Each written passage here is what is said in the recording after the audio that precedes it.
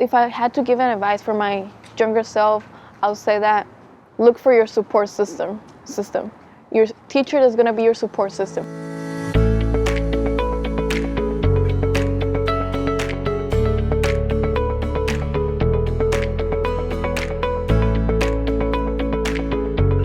We started as a counseling team about 7 years ago, and when we started, we kind of just started from scratch. The previous team, there were really no documents left, timeline, so we had to build it from the bottom up. We had about 34 to 40 kids that would apply to a four-year college back when I started here. And that was atrocious because many of the kids were very qualified, but because they didn't have any standard with which to, see if they were college material in their community in this area, they oftentimes wouldn't even apply. I feel like we've seen gains up until this point in every area. So we saw growth in our FAFSA completers.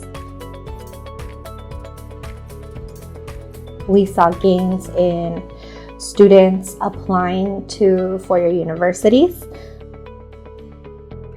This work has also made us look at our data and saying like, hey, we have like 20-something kids that are close to meeting A through G. How can we do better? We meet with our senior English classes 5 times throughout the year. For a full week, we pull those students in and we have hands-on workshops. So those are our general ed English 12 classes. So then we realize that our special ed and our ELD students are not in that population. So they were missing out on a lot of services that our other students were receiving. So that's our target group. We met with them a few weeks ago, and we're just going to be continuing to meet with them ongoing. We talk about PIQs, we talk about FAFSA.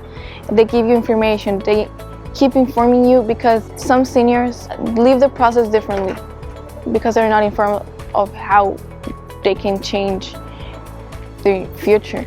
So App Fest was a great day for our students. So we implemented it very last minute. Within 1 week, I think. We went to a live case at High Tech High and they mentioned about their App Fest. Well, that week we were doing one of our English sessions. So it worked out well that we were able to promote that whole week and tell them any students who weren't completed with their college apps were able to come on Friday. We take the surveys very seriously. Our first survey was hysterical because what we learned is that none of our students used their email because we were sending out all this college information and other information through email and no one was showing up to our functions. But once those surveys came in, it added that student voice component to really help us identify things that students were feeling that they needed. If students are mostly on track with their FSAIDs, we don't need to keep on revisiting that. If you want an answer to why something isn't working, go to the source. My advice for myself and the counselors, they are there. You just have to reach for them. Maybe you don't think of the opportunities that you have around, but they are over there. You have to connect with your community and with the teachers so they will have a positive influence on you.